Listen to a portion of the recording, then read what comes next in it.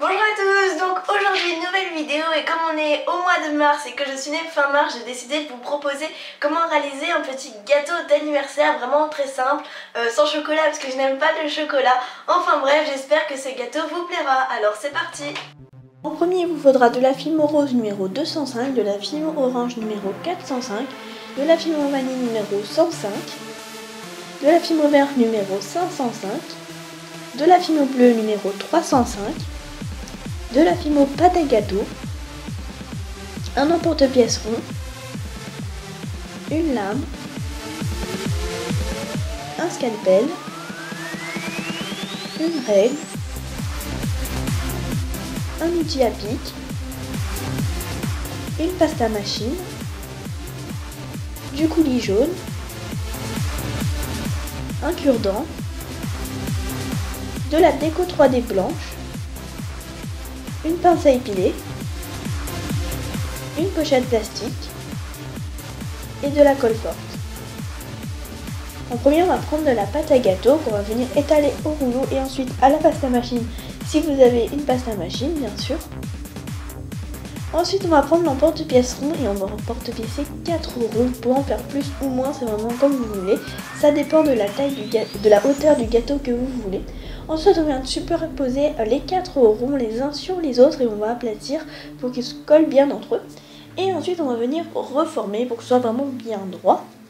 Une fois que ça c'est fait, on va prendre une lame et on va venir couper une part. Vous pouvez couper le gâteau entièrement, mais moi j'ai préféré couper qu'une part. Ensuite, une fois que c'est fait, on va prendre les couleurs pastel, donc c'est-à-dire le rose, le orange, le jaune, le vert et le bleu. Et on va venir former en fait des petits serpentins pour pouvoir couper des tout petits bouts de fimo. Et donc on va faire ça pour les 5 couleurs. Une fois que c'est fait, on va prendre l'outil à pic ou un cure-dent, tout dépend ce que vous avez, et on va venir tapoter pour faire un effet mousseux. Une fois que l'effet mousseux est fait, on va venir couper les petits bouts de fimo et on va venir les mettre dans le gâteau. Donc j'ai mis mes couleurs pastel, vous pouvez prendre d'autres couleurs bien sûr, c'est vraiment au choix.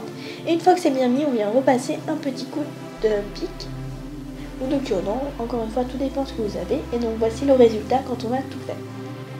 Ensuite, on vient reprendre nos couleurs et en fait, on va venir couper des tout petits bouts pour réaliser des billes. On va venir ensuite mettre sur le gâteau à la fin.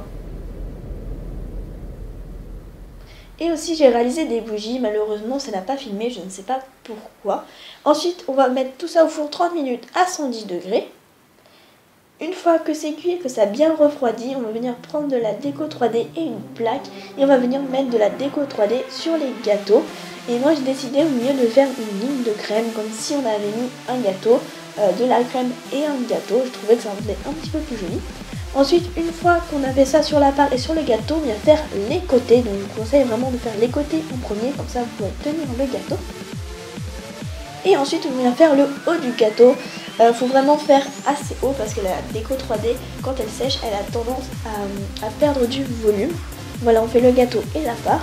Une fois que c'est fait, on vient placer les bougies. Donc c'est très simple à faire, vous faites comme une guimauve en fait.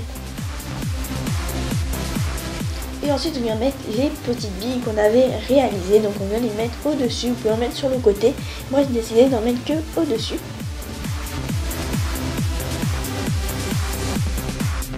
Ensuite donc on va prendre la plaque et je suis désolée mais ça n'a pas filmé non plus, vraiment quand j'ai fait les bougies ça n'a pas filmé du tout, je ne sais pas pourquoi, mais en fait c'est tout simple, vous prenez une pochette plastique et vous mettez des petites gouttes de coulis et quand elles sont secs vous les décollez et vous venez avec de la colle forte les coller en haut de la fimo et ça va réaliser une bougie et je trouve vraiment que c'est super joli parce que c'est transparent et donc du coup on voit bien.